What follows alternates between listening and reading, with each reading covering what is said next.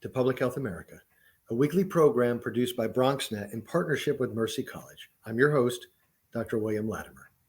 Here on Public Health America, we speak with experts from an array of specialties across the liberal arts and health professions to provide you with not only the best science, but practical tips to live a healthier life. We also celebrate what studies have long documented, namely the unparalleled value of a liberal arts college education by setting the stage to pursue a career of your choice, increase lifetime earnings, and engage in civil debate. Our experts will share decisions they made and support they received that helped them to beat the odds. By sharing one or two life lessons, their stories may provide you with the inspiration and method to realize your dreams. This is Public Health America.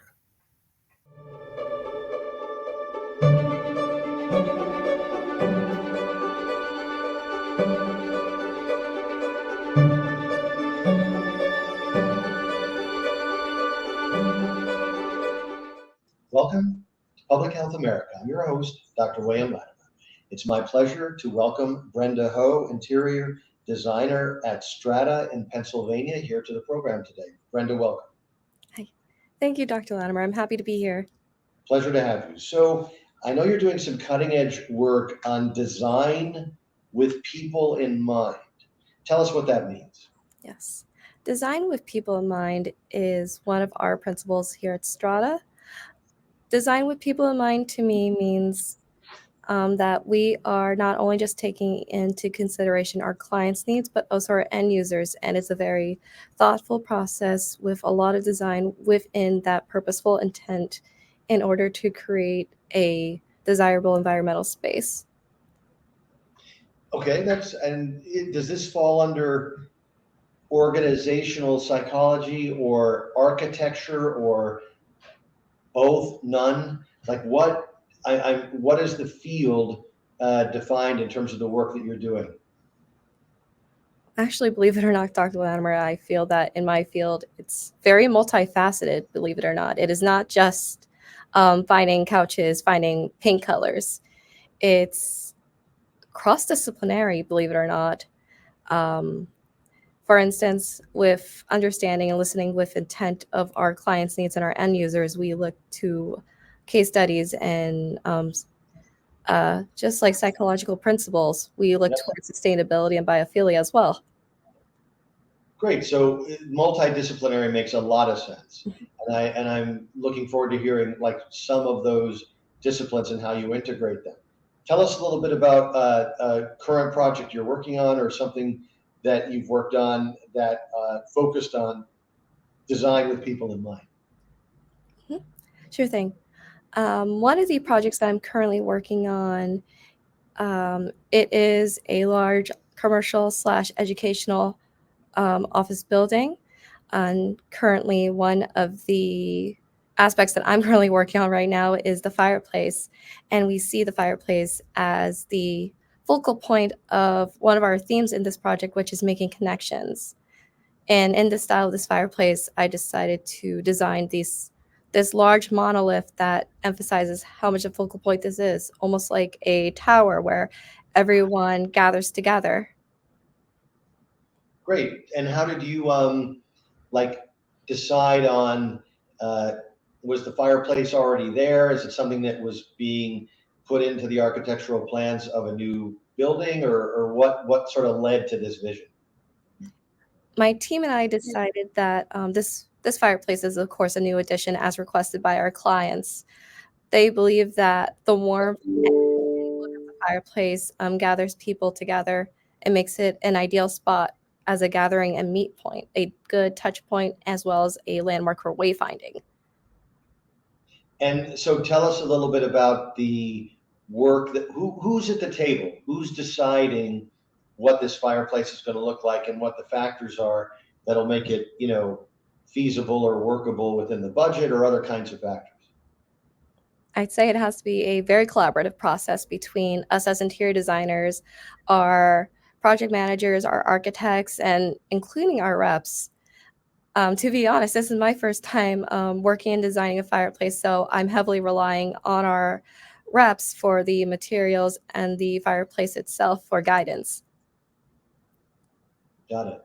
And what sort of educational background did you bring to this position? Believe it or not, my previous educational background is in forensic chemistry. I had recently changed careers to study interior architecture back in 2020. Okay, and so please, expand a little bit. Like how did your educational background prepare you for the kind of work you're doing, either you yourself or from the standpoint of the interdisciplinary work of the team that you're working with? I believe that personally, from what I bring to the table, is there are some soft skills that I've actually taken with me post graduation from Chestnut Hill College. That is like more communication skills, collaboration, teamwork, and most importantly, like from my research experiences, it is the attention to detail and the thorough study of subjects. And I believe those are the skills that I've been able to use to contribute with my team's efforts. That's great. Now, so you're a Chestnut Hill grad. That's fantastic. What year did you graduate? I graduated in the year of 2017. Got it. Okay. And did you do any graduate education from that time up until now? Yes. I briefly studied in the University of Pittsburgh from 2017 to 2018. Got it. And was that a degree seeking thing or just like something you were just trying out? It was intentionally to be a PhD program, but in my short time being there, I realized that this may not have been the most ideal experience for me. So I actually ultimately decided to leave in 2018, and I ended up pursuing work in the chemistry industry as a contract chemist at PPG Aerospace. That's fascinating. All right. And what was your major at CHC? Oh, excuse me, could you repeat that? I'm sorry. Well, that's okay. What was your major at Chestnut Hill College? Forensic chemistry. Got it. Okay. All right. So you went from forensic chemistry and then worked as a chemist for a while. This is very helpful because it's exactly what the show is meant to do, which is to provide our listeners with a trajectory of experience and decision points that were made. So the fact that you went to a doctoral program, but then decided that it wasn't right for you, that's incredibly important. And that happens more than people realize. How did you transition from the chemistry jobs to the position you have now? I've actually, let me rephrase this. When I left my PhD program at the University of Pittsburgh and started working at PPG Aerospace, I used the free time that I had to try to get to know myself again, reacquaint myself, and figure out things that I liked doing and try to study on figuring out if this was something I wanted to do as a career. My personal background, I'm very creative, very art inspired. I loved creating. And I landed upon interior design when I decided, hey, I'm 20-something-year-old person with college furniture. Maybe we should mature that and elevate this. And that's what inspired me to be interested in interior design as a career field. Got it. And so it seems like the job at Strada was a nice, completely sensible next step for you based on that. Yes, it was, but it's definitely not without the degree. So at the height of COVID, I just decided to pursue my master's degree in interior architecture at Chatham University. Okay. And so you got your master's from in interior architecture? Yes. Okay, great. So that was sort of like the next step along the educational journey that led you ultimately to interior designer at Strada. Yes. Okay. Actually, if I may interject, I just graduated from Chatham University this May, Okay, and shortly great. after was hired by Strada. Got it. Got it. So you're sort of at the beginning phases of your work at Strada in terms of just your experience there and the kinds of projects that you're working on. Yes, correct. Do you think that talk a little bit about the link between your master's work and your undergraduate work at Chestnut Hill College and your work at Strada? Do you feel that you have been well prepared for this kind of new venture, this new work that you're doing? I believe, yes, I am. Despite like how looking from an outside point of view, it may come off as people have told me I've done a 180 in my career, but I feel that in some ways, yes, I have, but in others, I'm merely carrying over the skills that I have learned early on in my life, and I am using those skills into my current profession. That's great. Did the master's program, did they include like experiential learning opportunities as part of the master's, or was it something that you were kind of left to your own devices? Can you elaborate on experiential? Yeah, like did you do internships or practica or work in the field while you were taking courses? Oh, yes. I actually came across network opportunities in which they offered me internships. And yeah, I've worked for a few internships for a couple months. Sure. And how useful were those in preparing you for your work at Strada? They were both very useful. I've learned a lot from just like learning how to create construction documents. That was something I had yet to learn. And it Right. was very useful in preparing me to that. That's great. Well, we're going to take a short break, and when we come back, Brenda Ho is going to tell us a little bit more about her educational experience and the decisions that she made, and to lead her to a path to support the excellent professional work that she's doing today. This is Public Health America. I'm your host, Dr. William Latimer, and we'll be right back after a short break.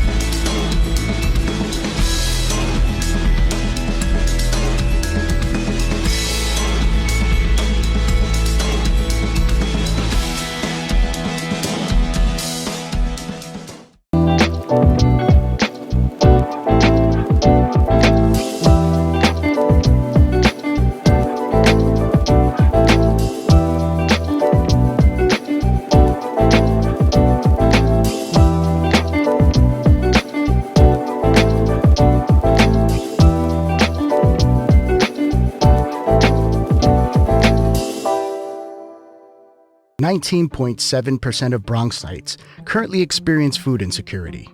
Meanwhile, instead of these nice, colorful foods, this is the best food that they have access to. If this sounds like you, there are a bunch of resources to get healthy food for free or cheap.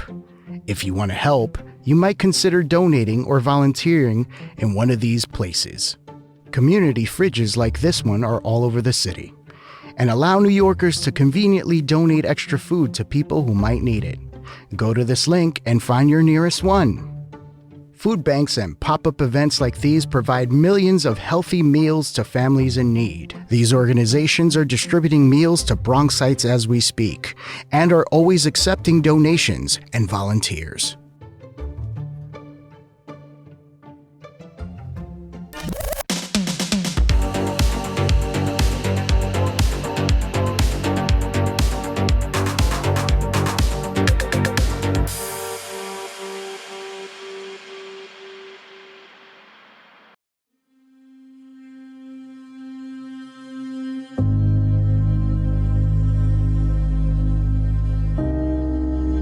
Only 57% of New York City high school students are college ready by their senior year.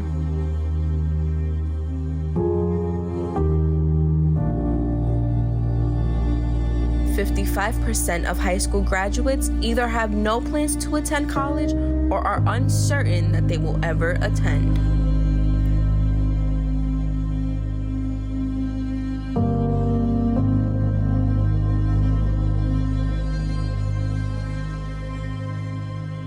34% of young adults don't go to college because they can't afford it.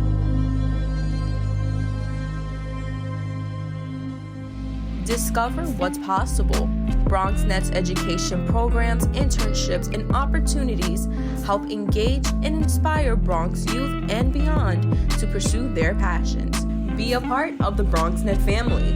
Whether you're interested in our shows, joining a class, or donating to support our mission, visit bronxnet.org to learn more.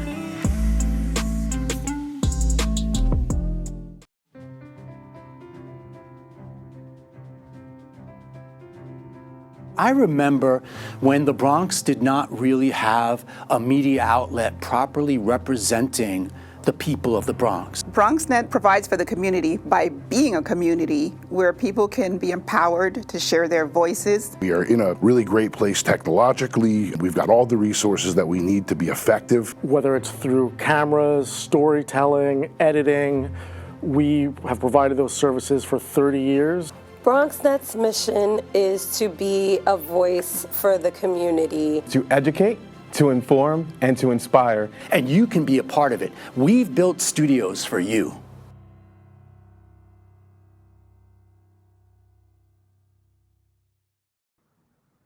Welcome back to Public Health America. I'm your host, Dr. William Latimer. So Brenda, we always start this part of the show with the exact same question, which is, tell us about where you were born and about some of your formative experiences during childhood. Yep. Hi. Thanks, Bill. I actually grew up in a small township. It's in Egg Harbor Township, New Jersey. The most accurate way I could describe it is that it is like 10, 20 minutes away from Atlantic City. And tell us about your time growing up there. In my time growing up there, I would say it was very simple in terms of just growing up in a small town, going to school like any other people. I think what's helped me stand out in the people, or at least people around me, was that I am a first-generation American. And so talk about that. Did your parents, where were you from originally? Where your parents from? Did your parents attend college in their home country? Or were you a first-generation college student here? Yeah, I'm a first-generation college student here. My mother and my birth father, they had emigrated from Vietnam in the 1990s. And they actually didn't have the privilege to go to college at all, actually. They wanted what's best for me, and they thought, oh, Brenda could be a doctor and lawyer. She'd be set for life. But there was a lot of pushback when I decided I wanted to do forensic chemistry. But when I decided I really wanted to go back for interior design and architecture, I think we had come to a point in our lives where it was all right for me to pursue what made me happy. Sure. And you're not the first person to describe evolution, let's call it. I won't even say tension, just evolution with either your own view of what you're passionate about and, just very important family ties and linkages in terms of that decision-making along the way. So you were growing up in New Jersey. Was it sort of a given that you were going to go to college? Your parents prioritized that, or was it something that you brought to the table, or a little of both? I believe it was a little bit of both, but it was more so an expectation of my parents to make sure that I had a secure future. Yep. Great. So there was something, education and advancement through education was sort of something that was in the lexicon of your parents. It was something that they valued. Yes. Okay. So you're going to high school. Did you go to public or private high school? Public high school in Egg Harbor Township High School. I'm sorry? In Egg Harbor Township High School. Okay, great. So you went to public school just like me. Your junior year's approaching. You're taking the SAT or something like that. senior year, et cetera, how many colleges did you visit? And what were you looking for in a college when you were making that incredibly important choice? Oh man, that happened 10 years ago. uh, oh man. To the best as you can recall. I remember I applied to 6 colleges. They were all in the Atlantic region or the Northeast region.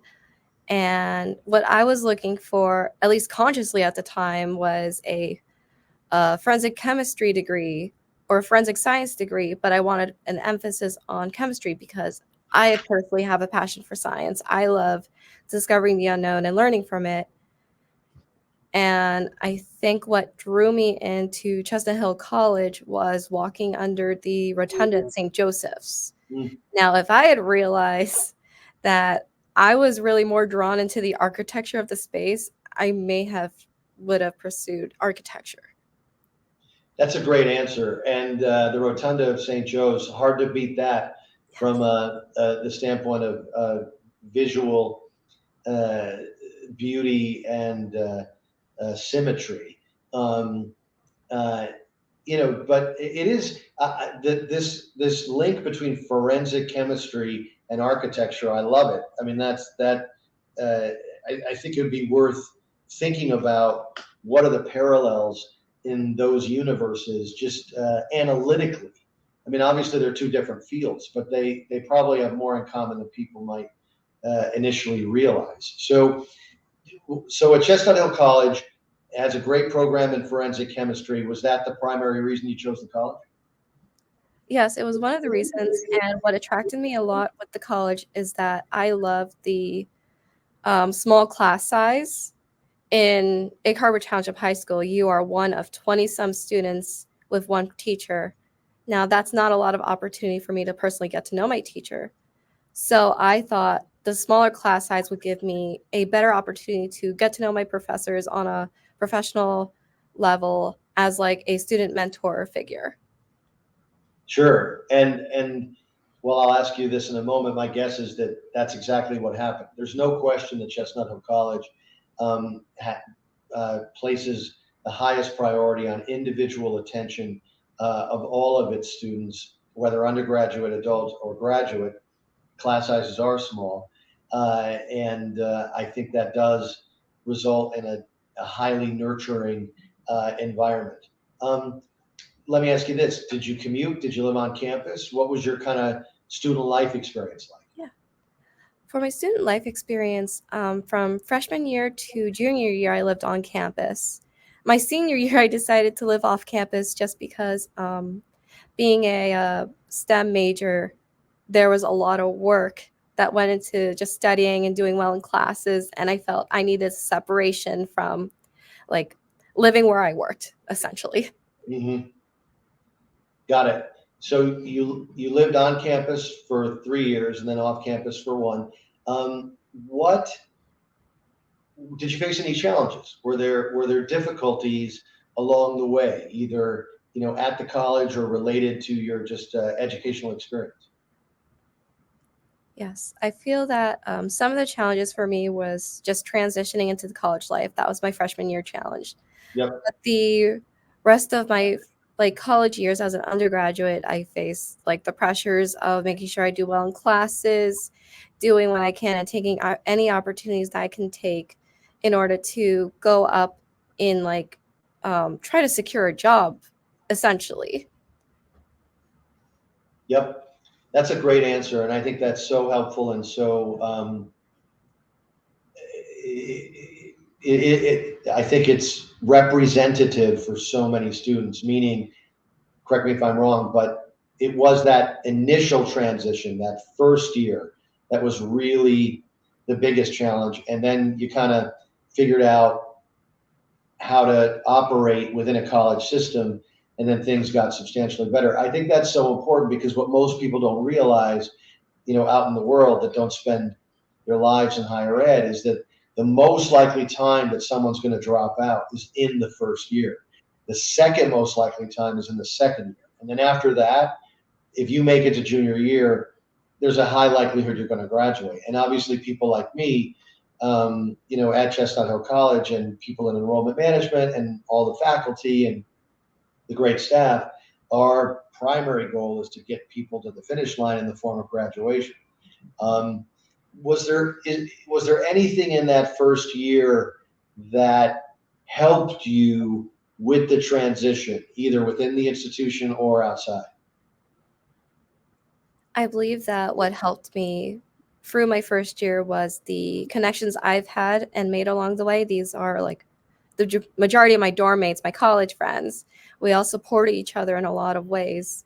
We also had like the campus ministry as a place to vent or relieve our stress and hang out, just reminding us that while we're students and we're working hard, we are still people, and we need to like forgive ourselves and go easy on each other, and not to be too harsh on each other when we put like that like invisible pressure onto us.